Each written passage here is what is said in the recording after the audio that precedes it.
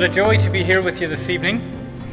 And as I prayed in preparation for this homily, about a week ago, it's a big thing. Maybe preachers put too much pressure on themselves around Christmas time and Easter. I got to have the perfect homily. And well, I thought I wrote a pretty good homily, and yesterday I threw it out because I just had a yearning to speak about what I'm about to speak about. And I just want to first off acknowledge that the last couple of years have been pretty tough for a lot of us. So let's just take stock of where we are in the year 2022. It's been a challenging time for many. At a global level, we watch the horrific madness of what Putin is doing in Ukraine.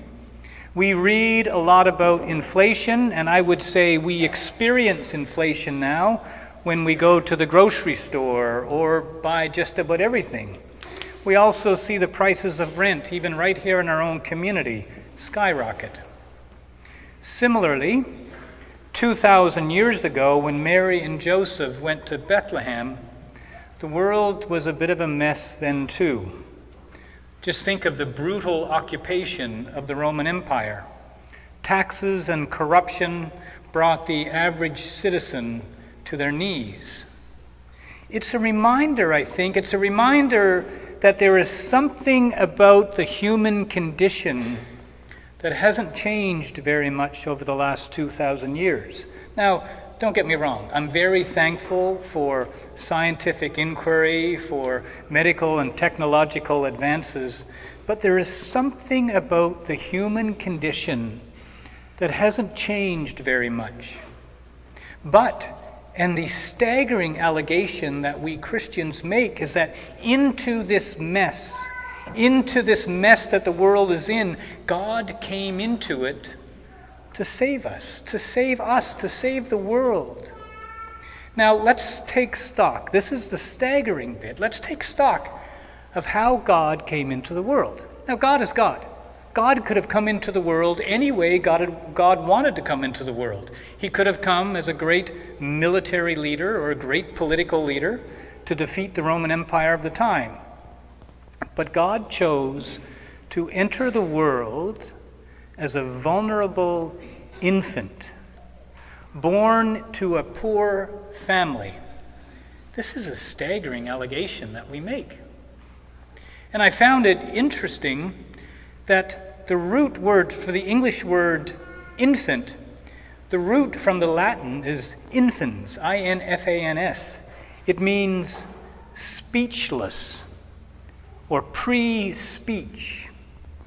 This truth of how God came into the world as a speechless infant, a child pre-speech, I think should leave us all speechless. Through the obscurity of a poor family, without a place to lay their head, under the tyranny of a great empire, amid a religion that seemed to have lost its way, a lot of common themes there, God intervened in the most humble way to bring about a hope that should leave us all speechless. When we get this main point of God's merciful, loving presence, that God is with us in the midst of the messiness and the challenges of life, it should cause us to gasp at the possibilities that can come from just sitting with this stillness for a while, from responding to this infant, this infant who can't even speak at this point. Maybe God desires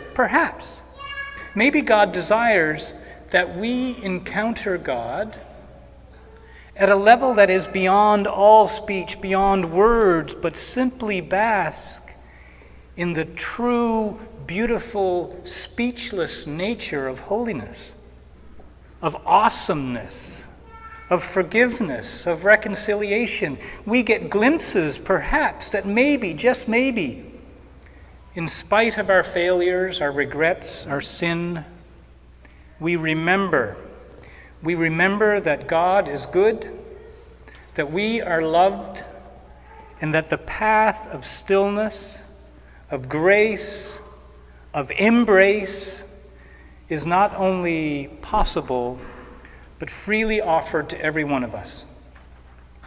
Here we see that the one who came without speech is a source of great joy. So here's my ask of you this Christmas season. Why don't we all commit for the octaves, the next 8 days? Why don't we commit to just putting aside 10 minutes during the day? Just 10 minutes to sit in silence. Just no agenda, just sit in silence. I think we'll discover first the busyness of ourselves, but when we let go of the busyness, we'll discover that stillness, that silence is a place of encounter with the divine, a place of welcome, a place of hospitality, a place where you will experience, embrace, this is a place of peace. And after this Christmas season, after these 8 days, why not then open up, I just read from the Gospel according to Luke, why not open up the Gospel of Luke? It's only, like if published as a regular book today, it's only 50 pages long.